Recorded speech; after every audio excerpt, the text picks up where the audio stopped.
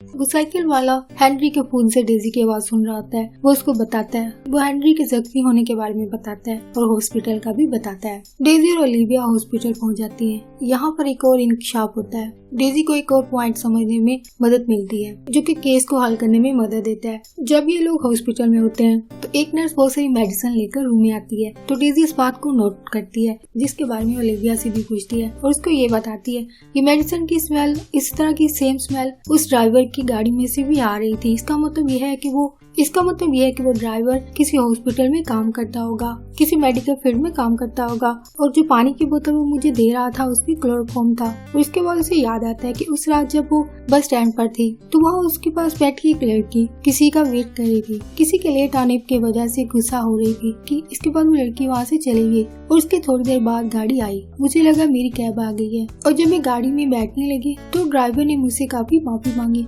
यानी वो आदमी मुझे नहीं बल्कि उस लड़की को लेने आया था जो वहाँ से चली गई थी। ओलिविया बताती है, आज तक जितनी भी लड़कियां गायब हुई हैं वो सब एक डेटिंग ऐप पर थीं। वो आदमी लड़कियों को इस ऐप पर फंसाता था, वो इन लड़कियों को वहाँ से ट्रैप करता था और इसके बाद उनको अगवा कर लेता था। सर यार डेजी हेनरी के पास हॉस्पिटल में रहती है। दरअसल उसे हेनरी में अपना छोटा भाई नजर आ रहा होता है जो एक्सीडेंट में मारा गया था, जिसके लिए वो आज तक अपने आप को कसूरवार समझती है। अगली सुबह डेजी अपने घर वापस आती है। उसका डॉग बेन घर के अंदर जाने से डर रहा होता है। वो समझ आती है कि कुछ न कुछ गड़बड़ है, और जब अपने घर में जाती है तो उसे उस किडनैपर का फोन आता है। वो उससे कहता है, तुम्हारा घर बहुत अच्छा है। दरअसल वो रात के वक्त डेजी के घर में आया था और वो वहाँ पर जाते हुए सीसीटीवी कैमरा भी लगा जाता है ताकि वो डेजी पर नजर रख सके। वो डेजी से कहता है, तुम्हें उस लड़के में अपना भाई दिखता है, पर तुम जितनी मर्जी कोशिश कर लो उस लड़के को बचा नहीं सकोगी। ये सुनने के बाद डेजी घर से बाहर आ जाती है और वो वापस हॉस्पिटल जाती है, जहाँ वो देखती है कि हेनरी हॉस्पिटल से अपने दोस्तों के साथ वापस जा रहा होता है। वो हेनरी को रोकती है और उसको बताती है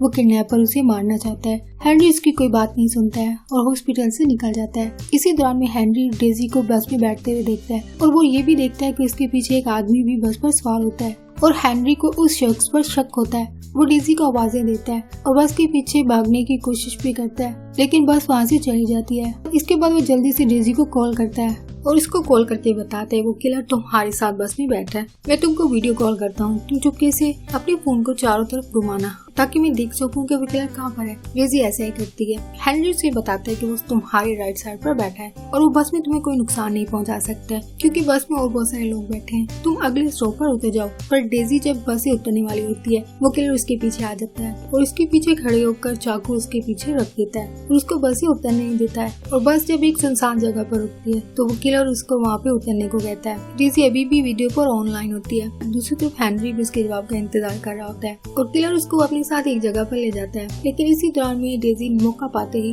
पेपर स्प्रे, मिर्चों वाली स्प्रे उसकी आंखों में डाल देती है और उसे दूर भागना शुरू हो जाती है। हेनरी वीडियो कॉल पर उसको रास्ता बताता है। हेनरी उसे बताता है कि तुम्हारे सामने एक बिल्डिंग है, तुम वहाँ चली जाओ।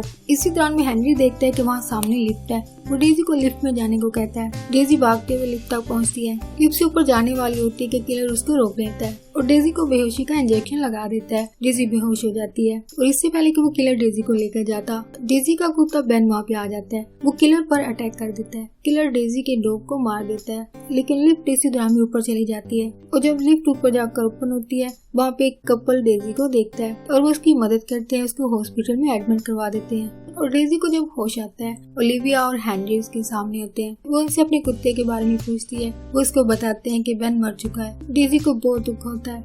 हेनरी डेजी को हॉस्पिटल से घर ले जाता है। हेनरी डेजी के साथ ही उसके घर में रहने लगता है। डेजी उसको अपने भाई का रूम देती है। जब वो डेजी के भाई के रूम में जाता है तो उसे वहाँ उसके भाई का एक गिटार मिलता है। वो उसको प्ले करता है और फिर डेजी को स्केटिंग भी सिखाता है। ये सब करके डेजी को भी बहुत अच्छा लगता है और वो कहीं न कहीं हेनरी में अपने भाई को देखती है। वहीं दूसरी तरफ पुलिस को दिखाया जाता है। इन लोगों को एक अजीब सी यूजर आईडी मिलती है और इस यूजर आईडी से एक घर का एड्रेस मिलता है। ओलिविया और उसका जूनियर ऑफिसर उस घर की तरफ जाते हैं। अगले सीन में हमें दिखाया जाता है वो किलर एक लड़की की डेड बॉडी के पास जाता है। इस लड़की की बॉडी पर बहुत ज्यादा चोट लगी होती है चोट के काफी निशान होते हैं, जिसे देखकर वो दुखी भी होता है। ये लड़की इस किलर की गर्लफ्रेंड थी। इसके बाद कहानी को फ्लैशबैक में दिखाया जाता है। किलर अपनी गर्लफ्रेंड के साथ होता है। ये गर्लफ्रेंड इसकी किलर एक आई सर्जन है। वो आंखों का ऑपरेशन करने वाला एक सर्जन है और वो अपनी पेशेंट में इंटरेस्टेड हो जाता है, उससे प्यार करने लगता है। एक रेगुलर चेकअप के दौरान वो अपनी इस गर्लफ्रेंड से ये कहता है अब इसकी आंखें नेक्स्ट ऑपरेशन के बाद मुकम्मल तौर पर ठीक हो जाएंगी, इसके बाद हम अपनी जिंदगी शुरू करेंगे। जिस पर वो कहती है ये जिंदगी हमारी नहीं है। वो जिस रिलेशनशिप की बात कर रहा है उस रिलेशनशिप को वो सिर्फ खुद चाहता है, जबकि मैं नहीं चाहती हूँ। यानी ये सर्जन की वन साइडेड लव स्टोरी थी, लेकिन लड़की इसमें इंटरेस्टेड नहीं होती है। इसी बातचीत के दौरान वो उस लड़की से ये पूछता है क्या वो किसी और से मिल रही है, क्या उसकी जिंदगी में कोई और है, जिस पर उसे कोई जवाब नहीं देती है।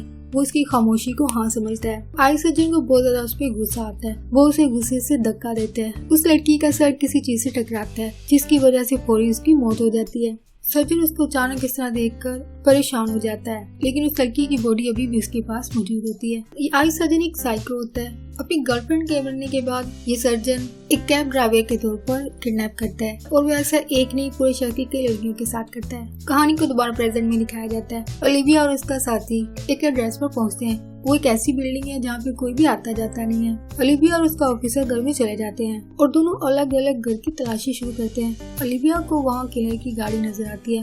ओलिविया को वहाँ पे किलर की गाड़ी नजर आ जाती है और उस गाड़ी में बहुत सारे डिफरेंट नंबर प्लेट्स होती हैं। तभी पीछे से किलर आ जाता है। वो ओलिविया को पकड़ लेता है, पर ओलिविया बड़ी मुश्किल से उस किलर को पकड़ लेती है।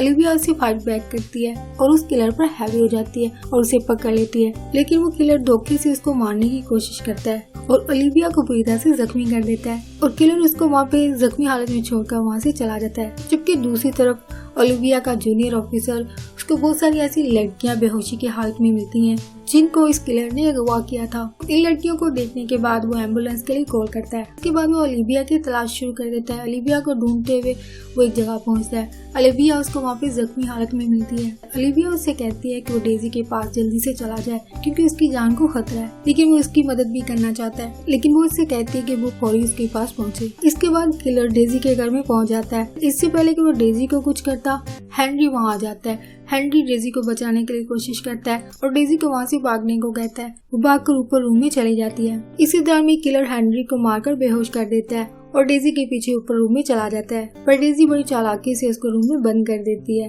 और हेनरी को लेकर घर के स्टोर रूम में आ जाती है। लेकिन वो किलर भी इनके पीछे वहाँ पे आ जाता है। डेजी वहाँ पर पड़े हुए ऑयल के डिब्बों को इस किलर के ऊपर डाल देती है और किलर को आग लगा देती है। वो सर्जन अपनी जान बचाने के लिए घर से बाहर निकल जाता है क्योंकि बाहर बारिश हो रही होती है। हेनरी और डेजी को एक बार फिर से घर में जाने का मौका मिल जाता है, लेकिन इसी दौरान में हेनरी और डेजी मौका पाकर दोबारा से घर के अंदर आ जाते हैं। किलर भी इनके पीछे वहाँ पे आ जाता है और वो डेजी को पकड़ लेता है और वो उसका रेप करने वाला होता है कि हेनरी वहाँ पे आ जाता है और वो किलर पर अटैक कर देता है। हेनरी डेजी को किसी भी तरह वहाँ से निकालकर किलर से दूर ले जाता है, उससे बचाने की कोशिश करता है। हेनरी और डेजी दोनों घर से भागते हैं, लेकिन वो सर्जन हेनरी को पकड़ लेता है और उसका गला दबाने लगता है। हेनरी हेल्प के लिए डेजी को बुलाता है। हेनरी डेजी को हेल्प के लिए बुलाता है। डेजी को कुछ समझ नहीं आ रहा है कि वो हेनरी को किस तरह किलर से बचाए। इसी दौरान में डेजी को वो पल भी याद आ रहा होता है जब उसका भाई गाड़ी में फंसा हुआ था और वो भी हेनरी की तरह डेजी से हेल्प मांग रहा होता है, पर उस वक्त डेजी अपने भाई की मदद नहीं कर पाती है, पर अब वो हेनरी की हेल्प करना चाहती है। वो चारों तरफ हाथों से टटोलती है और उसको हेनरी की स्केटबोर्ड मिल जाती है और किलर पर वार करते हुए ये कहती है कि मैं तुम्हारी जैसी नहीं हूँ, जिसकी वजह से किलर हेनरी को छोड़कर डेजी के पीछे पड़ जाता है। डेजी बारिश के पानी में उसके पैरों की आहट सुनती है और हेनरी के स्केटबोर्ड से अपनी पूरी ताकत से उस पर वार करती है और उसको मार देती है और हेनरी को बचा लेती है। उसे ऐसे लगता है जैसे उसने अपने भाई को बचा लिया है। अब वो अपनी गिल्ड से बाहर निकल चुकी है, जिस गिल्ड में वो पिछले 3 साल से थी। अब वो इस गिल्ड से फ्री हो चुकी है। इससे अब वो फिर से पुलिस एकेडमी को ज्वाइन करना चाहती है, जहाँ पे कहानी जो वो खत्म हो जाती है। नेक्स्ट ये है कि इस कहानी से क्या सिखाया जा सकता है, इसमें क्या ह्यूमन बिहेवियर या क्या साइकोलॉजिकल फैक्ट शेयर किए गए हैं और इस कहानी से क्या सबक सीखा जा सकता है। इस कहानी से हमें ये सबक मिलता है कि हमें कभी भी हिम्मत नहीं हारनी चाहिए। हमारी जिंदगी में बहुत सी मुश्किलात आती हैं, मगर हमें उनका सामना करना चाहिए और जिंदगी को एक नई उम्मीद देनी चाहिए, ताकि हमारी जिंदगी में जो पहले हो चुका हादसा है जिसकी वजह से हम अपना कोई प्यारा खो चुके हैं। उसकी जिंदगी से सीखा हुआ कोई सबक या कोई ऐसी बात या चीज जो उसके हादसे से हमने सीखी हो, उसी को समझते हुए किसी दूसरे इंसान की जिंदगी को किसी ऐसे हादसे से बचाया जा सके जिससे वो गुजर रहा है। नेक्स्ट, कोई भी इंसान जो कलाई पे घड़ी बांधता हो वो हमेशा इस हाथ पर घड़ी को बांधेगा जिसका वो कम इस्तेमाल करता है। ज्यादा तादाद में लोग बाएं हाथ की कलाई पर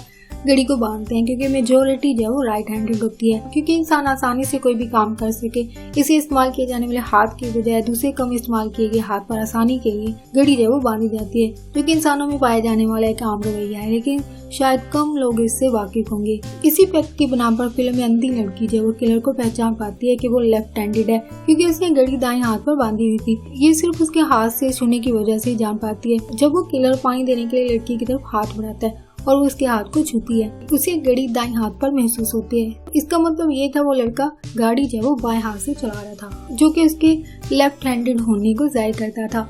नेक्स्ट, नफ्सियाती मुजरिम लोग ये कितने पुरस्कार मिस्टीरियस क्यों ना हो, लेकिन ये अपने काम को करने के लिए कुछ असूल जो वो ज़हन में रखते हैं और उसी के मुताबिक काम करते हैं। पुरतशद्दुद रवैया रखने वाले मुजरिम अपने शिकार को शिकार करने से पहले दो कैटेगरी में रखते हैं। इस किस्म के मुजरिम अपना जुर्म बड़ी सफाई से करते हैं, किसी को पता नहीं लगने देते हैं। लेकिन इस स्टोरी में भी हादसाती तौर पर एक ऐसी लड़की जो कि एक पुलिस ट्रेनिंग की वजह से बहुत सारी चीजों को आंखें ना रखते हुए देख और समझ सकती थी, और ये लड़की जाने अनजाने में एक ऐसा केस जो कि एक हाई प्रोफाइल केस था जो पूरे शहर के लिए एक सर दर्द था, और गायब होने वाली लड़कियों की न्यूज हर दूसरे दिन शेयर हो रही थी। और ये अंधी लड़की हादसाती तौर पर उसके रास्ते में आ जाती है, जो कि अपने काम को बड़ी सफाई से कर रहा था, उसको कोई भी पकड़ नहीं पा रहा था।